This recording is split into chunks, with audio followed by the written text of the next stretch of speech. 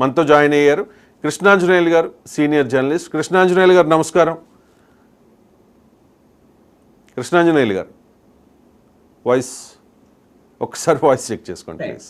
Yeah, చాలా sensational వార్త ఇది. గత కొన్ని రోజులుగా సోషల్ మీడియాలో వైరల్ అవుతోంది. సోషల్ మీడియాలో స్వేచ్ఛ ఉంటుంది కాబట్టి ఎవరైనా ఈ తరహా ఏదైనా వాళ్ళు స్పెక్యులేషన్స్ కానీ లేకపోతే ఏదైనా కానీ ఆరోపణలు కానీ చేసుకోవచ్చు. కానీ మెయిన్ స్ట్రీమ్ మీడియాలో కూడా ఈ వార్తలు వస్తూ ఉన్నాయి. ఒక పత్రిక అయితే, ప్రధాన పత్రిక ఈరోజు వైఎస్ జగన్ రాజీనామా అని చెప్పి విత్ క్వశ్చన్ మార్క్ బ్యానర్ ఐటమ్గా వేసిన పరిస్థితి.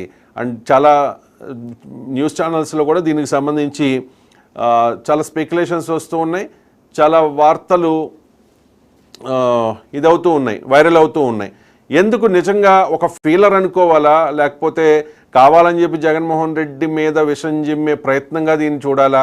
నిజంగా అదే జరిగితే కనుక జగన్మోహన్ రెడ్డి ఎమ్మెల్యే పదవికి రాజీనామా చేసి పార్లమెంట్కి వెళ్ళాలి అనుకుంటే దానిలో ఉన్న వ్యూహం ఏంటి, ప్లస్ ఏంటి, మైనస్ ఏంటి అంటే ఏం చెప్తారు కృష్ణాంజనేయులు గారు?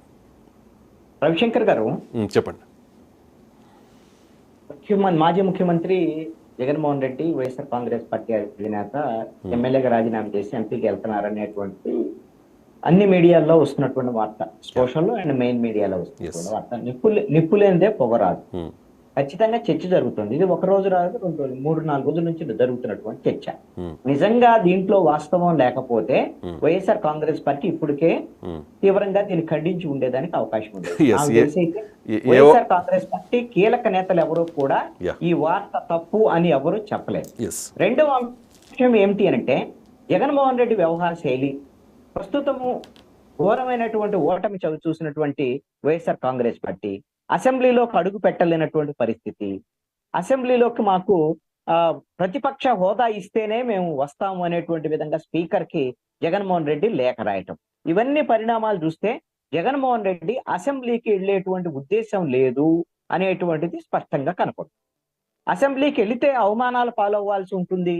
11 మంది ఎమ్మెల్యేలతో మనం ఏం చేయగలం? రేపొద్దున వాళ్ళు మాటల దాడి చేస్తారు, మనకు అవకాశాలు ఇవ్వరు, అవమానాలకు గురి చేస్తారు. ఇవన్నీ కూడా జగన్మోహన్ రెడ్డిలో భయాలు ఉంటూ ఉండొచ్చు. అందుకోసమనే ఇక అసెంబ్లీకి వెళ్లకుండా ఉండాలి అంటే, ఆయన ఎమ్మెల్యేగా ప్రమాణ స్వీకారం అయితే చేశాడు, మరి అసెంబ్లీకి వెళ్లకుండా ఉంటే ఎలా?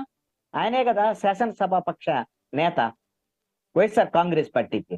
ఒకవేళ వెళ్లకుండా ఉంటే అసెంబ్లీకి వెళ్లకుండా భయపడ్డాడు అనేటువంటిది కూడా చర్చ జరిగేదానికి అవకాశం ఉంటుంది. అందుకని అసెంబ్లీకి వెళ్లకుండా ఉండాలి అని అంటే, ఇప్పుడు అసెంబ్లీ ఎమ్మెల్యేగా ఆయన రాజీనామా చేసి ఎంపీగా వెళ్తే ఎలా ఉంటుంది అనేటువంటి దాని మీద ఒక ఆలోచన చేసి ఈ విషయాన్ని వాళ్ళంతటా వాళ్లే కొంత పీలర్ బయటకు వదిలి కూడా ఉండొచ్చు. ఒక చర్చ జరుగుతుంటే ఏం జరిగింది అనేటువంటి దాన్ని. అయితే ఏం జరుగుతుంది అనేటువంటి దాని మీద ఒక అంశాన్ని మనం గమనించాలి. జగన్మోహన్ రెడ్డికి ఉన్నటువంటి ఇమేజ్ ఏమిటి? ఆయన 2012లో పార్టీ పెట్టి 2010 అప్పుడు ఉప ఎన్నికల్లో కొంతమందిని గెలుచుకున్నప్పటికీ కూడా కాంగ్రెస్ పార్టీ నుంచి బయటకు వచ్చిన తర్వాత 2014లో ఓడిపోయినా సరే 67 మంది ఎమ్మెల్యేలని సంపాదించుకొని, అదే విధంగా ప్రతిపక్ష పార్టీలో కూడా గట్టిగా ప్రభుత్వం మీద పోరాటాలు చేసి, అసలు వైఎస్ఆర్ కాంగ్రెస్ పార్టీ పెట్టడానికే కాంగ్రెస్ పార్టీ మీద పోరాటాలు, తిరుగుబాట్లు చేసి, అవసరమైతే మేము కేసులు పెట్టుకొని జైలుకు కూడా 16 నెలల పాటు జైల్లో ఉన్నారు. అసలు ఎవరికి భయపడరు జగన్మోహన్ రెడ్డి, కాంగ్రెస్ పార్టీ మీదే పోరాటం చేసినటువంటి వాళ్ళు అనేటువంటిది ఆయనకు ఉన్నటువంటి ఒక ఇమేజ్.